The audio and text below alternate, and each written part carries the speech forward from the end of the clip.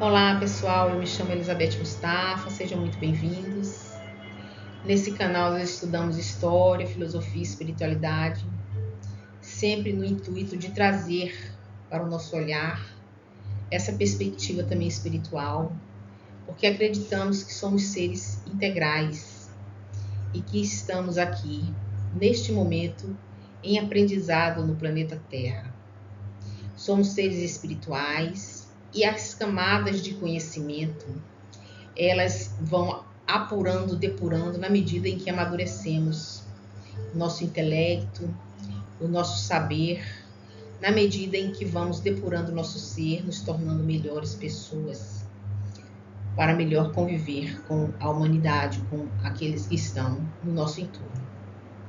Nesse estudo, nós vamos dar continuidade ao estudo do povo hebreu, que eu já citei para vocês em outros vídeos, fazer parte do grande grupo oriundo do sistema Capella de outro orbe, que veio no momento da sua transição planetária, do seu planeta, para habitar na Terra e contribuir também para o nosso aprendizado. E o povo hebreu deixa seus relatos, muitas vezes, na Bíblia Sagrada,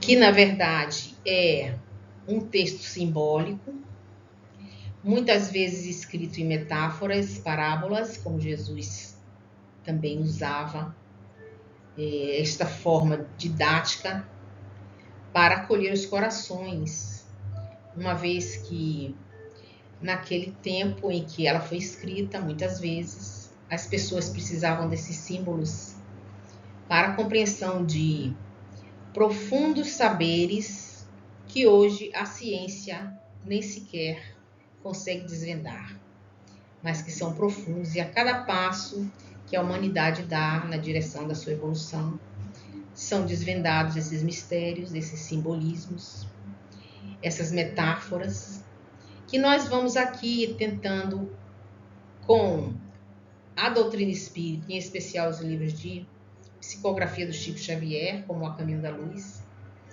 vamos dialogando com esses saberes para melhor nos aproximar desse grande conhecimento.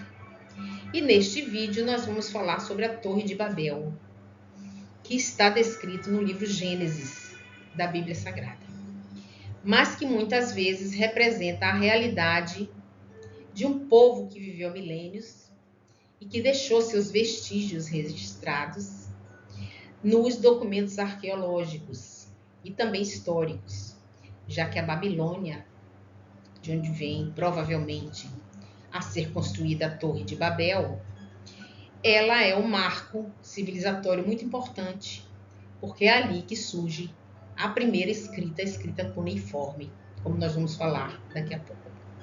Sejam muito bem-vindos a esse estudo, que Jesus nos abençoe, nos ilumine, para que possamos nos aproximar mais e mais das suas leis de amor, justiça e caridade. Muito obrigado. Vamos ao nosso estudo. Eis aqui o mapa da Mesopotâmia, onde se desenvolveu a Babilônia, que é o local provável de onde foi construída a Torre de Babel. A historiografia oficial nos fala isso, e a Bíblia Sagrada também. Entre os rios Tigre e Eufrates, começou no mundo as grandes civilizações a aparecer a partir da escrita cuneiforme, porque a civilização, para nós historiadores, surge a partir da escrita. A partir da escrita, nós podemos analisar os documentos, muitas vezes deixados pelas grandes religiões. A Babilônia foi o nome dado à capital da Suméria, na antiga Mesopotâmia, que atualmente é o Iraque. A palavra Babilônia significa porta de Deus. Vejam aqui essa referência, como se aqui tivesse um compromisso com as leis de Deus, como nos fala Emmanuel em seu livro A Caminho da Luz, que nos traz que o povo hebreu foi o responsável pela manutenção das leis de Deus, por cuidar das leis de Deus e também foi o responsável para espalhar para o mundo as verdades oriundas daqueles grandes profetas, os grandes sábios de Israel, que deveria estar sempre em contato com os outros povos, espalhando suas verdades. O termo é de origem hebraica, mas para os judeus significa grande confusão este mesmo termo. Vejam também esse significado que os judeus fazem da Babilônia, porque aqui já é uma referência à Torre de Babel, que vai fazer uma grande confusão na Babilônia. Era um centro econômico e cultural muito importante na antiguidade. É sempre bom destacar que nós estamos aqui falando de uma grande civilização.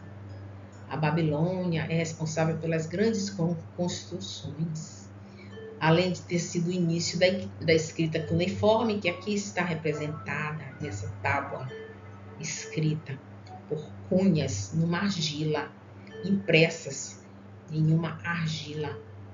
Foi construído também ali os jardins suspensos da Babilônia, que é uma das 7 maravilhas do mundo, agora 8, contando com o nosso Cristo Redentor. E aqui o portal de estar com seus azulejos azuis magníficos. É importante trazer essa imagem para a gente ver que estamos tratando de uma grande civilização, importante para a humanidade. Vale lembrar e trazer aqui as imagens dos zigurates, que eram templos muito comuns na Mesopotâmia. Nós vamos mostrar essas imagens aqui, retratando os zigurates, como apontar que a Torre de Babel é uma espécie de zigurate. Os zigurates também, eles são encontrados em outras civilizações, como é o caso da Atlântida, que submergiu, que Platão descreve nos seus textos a existência de um templo em forma de pirâmide bem no centro. E também vamos encontrar, junto aos incas e os astecas, essa estrutura lá na América pré-colombiana. Porque nós, a partir da leitura do livro de Emmanuel, A Caminho da Luz, nós vamos relembrar que Emmanuel fala que muitos daqueles que saíram da Atlântida migraram para as Américas e levaram esse conhecimento para lá. Os zigurates nos apontam para um cuidado, uma proteção contra um possível dilúvio.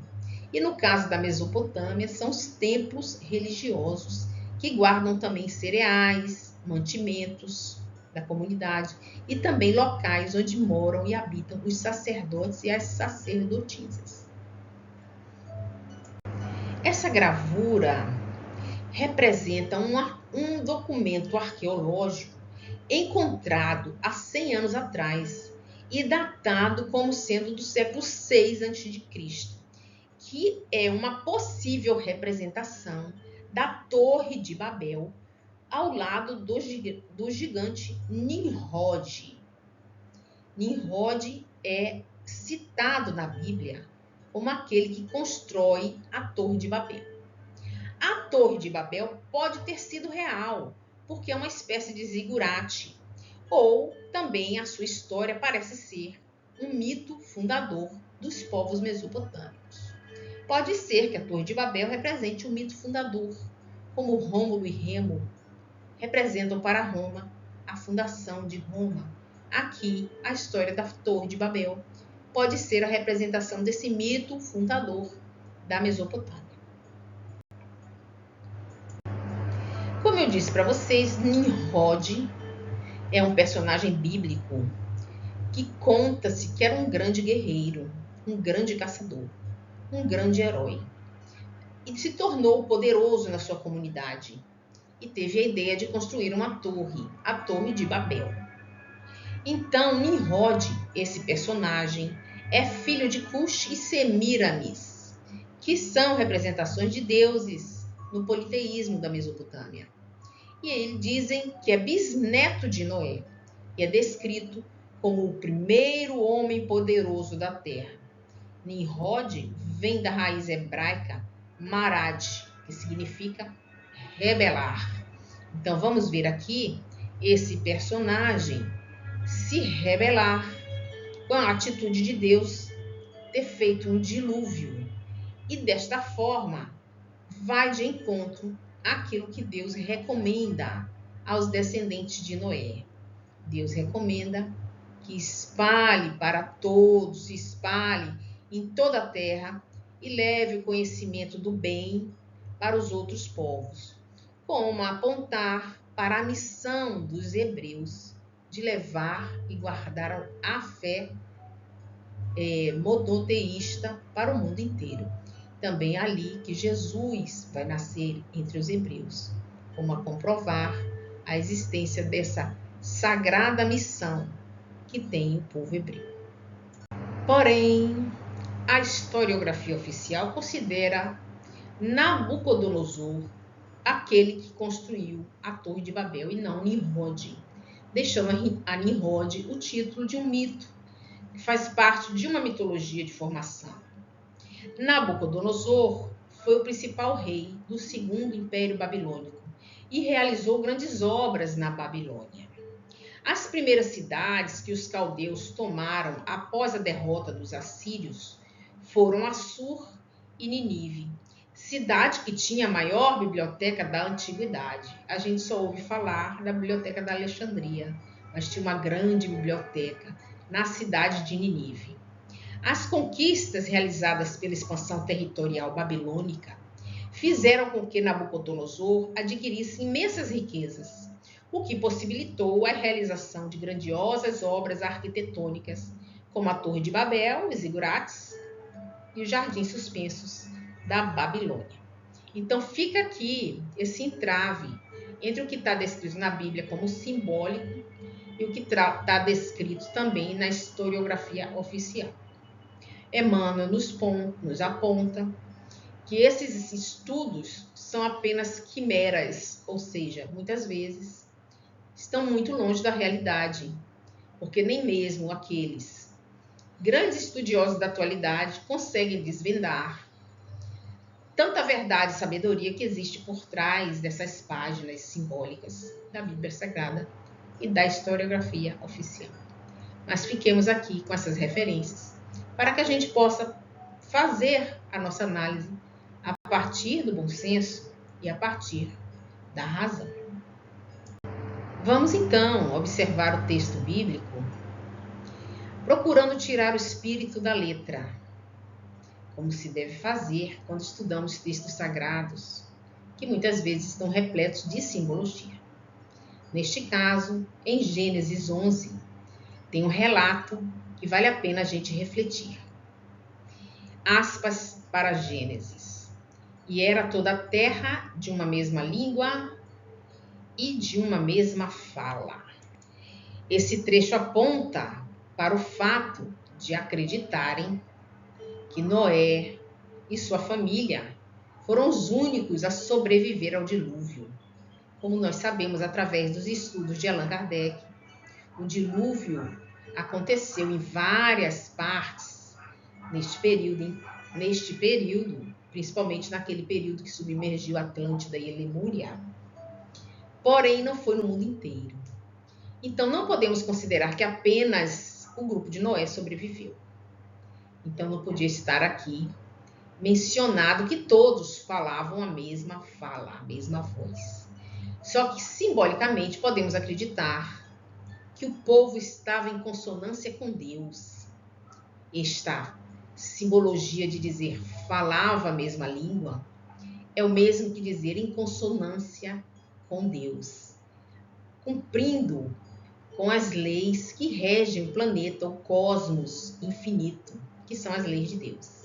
Então entendamos que falar a mesma língua é estar em consonância com Deus. E aconteceu que, partindo eles do Oriente, acharam um vale na terra de Sinar, atual Iraque, como eu falei para vocês, no vale da Mesopotâmia. Façamos tijolos e queimemo-los bem. E foi-lhes o tijolo por pedra e o betume por cal. Aqui ele traz uma referência de uma tecnologia superior à dos outros povos, mostrando que este grupo tinha um conhecimento para além dos outros, como nós já sabemos, que vieram do sistema Capela e trouxeram saberes que serviriam para auxiliar a nossa trajetória, porque foram degradados. Foram degradados porque a sua moral não estava adequada ao momento de regeneração do planeta que estava atravessando a transição. Essa referência da tecnologia é importante, porque muitas vezes as tecnologias são utilizadas para destruir o órgão, para ir de encontro com as leis, para tentar desfazer o caminho da luz que todos devemos percorrer. Isso aconteceu em vários momentos da nossa vida histórica. Lá na Segunda Guerra Mundial, na Primeira Guerra Mundial, foram construídos os aviões que foram usados para a guerra. Então, a tecnologia precisa estar a serviço das leis, da evolução. E aqui traz também essa referência, nessa simbologia da Torre de Babel. E disseram: Eia, edifiquemos nós uma cidade e uma torre, cujo cume toque nos céus, e façamos um nome para que não sejamos espalhados sobre a face de toda a terra. Então, quando eles tinham a missão de espalhar as leis de Deus, rejeitaram em nome do orgulho, em nome da vaidade, para que a cidade enriquecesse e eles continuassem ali unidos, sem espalhar a sua fé por toda a terra. É uma análise que, inclusive, Emmanuel faz no livro A Caminho da Luz, falando que um dos erros da comunidade dos hebreus foi não cumprir a lei, espalhando para toda a terra os seus saberes espirituais e se fecharam em uma raça. Se fecharam tanto em uma raça que os seus descendentes judeus até hoje estão fechados, trancados nos seus preconceitos, nas suas certezas, sem dialogar com o mundo e até hoje nem sequer aceitam a presença de Jesus como um Messias Salvador. Então, aqui está também mais uma dica de que a Torre de Babel representa essa resistência em levar ao mundo a fé que se firmaram em trazer para o planeta Terra e espalhar. Sempre é bom lembrar que este povo, deste período na Mesopotâmia, é um povo considerado politeísta. Porém, Emmanuel nos fala, lá no estudo dos egípcios, que o politeísmo deste período é simbólico, porque os grandes mestres iniciados da raça sabem que este politeísmo representa a presença dos co-criadores em plano maior que auxiliam Deus na sua criação. E que a população, a maior parte da população, não percebe essa referência de que Deus trabalha com os seus missionários, que está claramente descrito lá no Livro dos Espíritos e na obra de Kardec e também na obra subsidiária, mostrando que os grandes sábios são espíritos evoluídos e aqueles que já alcançaram os planos mais puros e mais felizes auxiliam a Deus na sua criação. E aqui fica muito claro a presença dessa referência no texto bíblico. Vamos perceber aqui, continuando aí sobre a Torre de Babel. A confusão das línguas. Aspas. O Senhor desceu para ver a cidade e a torre que estavam a levantar. Então, ali você está colocando aqui um Deus muito parecido com o ser humano, um Deus muito antropomórfico, como eram as percepções dos deuses politeístas junto à população. Esse Deus antropomórfico, raivoso, com a personalidade muito cheia de ênfase, que iria castigar o homem, é muito distante da nossa percepção, que hoje nós sabemos, através do nosso olhar, do homem do século XXI, da era do espírito, que Deus é imaterial, suprema sabedoria, supremo amor, suprema bondade, suprema justiça. Então, um Deus vingativo, nada está relativo a esse Deus que nós hoje percebemos ser. o grande Criador do universo infinito. Continuando. Vejamos se isso é o que eles já são capazes de fazer. Sendo um só povo com uma só língua, não haverá limites para tudo que ousarem fazer. Quando ele fala vejamos, com quem Deus está conversando, afinal? Se Deus desceu do céu e cita vejamos, se isso é o que eles já são capazes de fazer, ele está falando com alguém, com os co-criadores em plano maior. Vamos descer e fazer com que a língua deles comece a diferenciar-se, de forma que uns não entendam os outros. E percebam aqui mais nesse trecho, vamos descer. Então, mostrando aqui, ele não está conversando sozinho. Deus está falando com quem? Está falando com seus colaboradores, com aqueles que auxiliam na criação. Isso está no texto bíblico. Não foi modificado. É transcrito do Gênesis 11, mostrando aqui que Deus fala com outros que estão ao seu lado, como se tivesse a combinar uma atitude a ser tomada. E essa atitude seria diferenciar as línguas, como a nos dizer, se eles não conseguem estar em consonância com as leis, vão estar em confusão. Porque aqueles que não estão em consonância com as leis de Deus, que não estão buscando os atributos de Deus e cumprindo o seu propósito no mundo, estarão em conflito consigo mesmo. Nessa referência simbólica, podemos perceber esses dados. Voltemos a falar da missão civilizatória dos hebreus. Existe uma missão espiritual do povo hebreu para guardar e espalhar pelo mundo as leis de Deus. E eu dou um destaque aqui à figura de Abraão, que é o que traz no seu texto a proposta do monoteísmo no mundo, para mostrar que existe um Deus único, Criador do céu e da terra, do infinito, que nós estamos todos dentro dessas leis criadas por Deus, leis magnânimas, de grande justiça, de grande amor pela sua criação. E que este é um privilégio ou é um fardo? Levar a missão civilizatória, guardar as leis de Deus, ter consciência do que está descrito na Bíblia, dos livros sagrados do cristianismo, é um fardo ou é um privilégio? Este é uma grande pergunta que eu não quero calar. Os hebreus vieram degredados de Capela para cá, como tivesse uma missão de levar essas leis. Então, é necessário que isso aconteça para que realmente seja cumprida a lei, cumprido o propósito que foi dado aos cristãos da atualidade, inclusive ao Brasil, que é descrito no livro do Chico Xavier como Brasil, coração do mundo, pátria do Evangelho. É onde o Espiritismo vai trazer o cristianismo redivivo, esse cristianismo que se despiu das roupagens de poder que caminhou com o cristianismo desde os primórdios, desde que a Igreja Católica se uniu a Roma e incorporou elementos de poder, de política, que até hoje se arrastam pelo Brasil e pelo mundo. Então, nossa missão é espalhar as leis de Deus, quanto mais estamos próximos dessas leis, e também falar ao mundo, como disse Jesus a todos nós, a quem muito foi dado, muito será cobrado.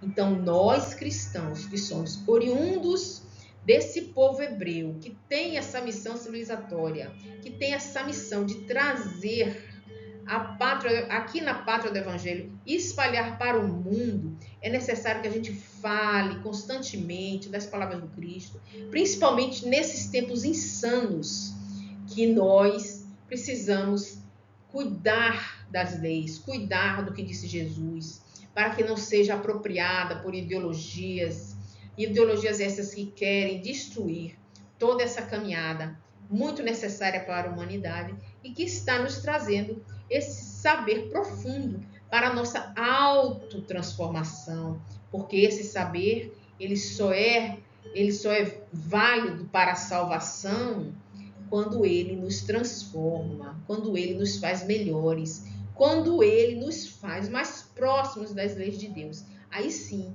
estaremos falando uma só língua no mundo inteiro. Quando todo o planeta estiver atento às leis de Deus, estiver em consonância com as leis de Deus e compreender que Jesus é o co-criador em plano maior, que cria com Deus, que criou o planeta Terra com Deus, esteve aqui desde a sua formação e que ele é o verdadeiro governador do orbe Terra. E por mais que os globalismos que estão aí contornando, querendo comandar o mundo inteiro, fazendo com que a gente confunda a nossa missão de tornarmos um só povo, com uma só língua no mundo inteiro, querendo deformar essa percepção, o governador do orbe é Jesus. Estamos todos a caminho da luz, estamos todos ao caminho de um globo unido pela fraternidade universal.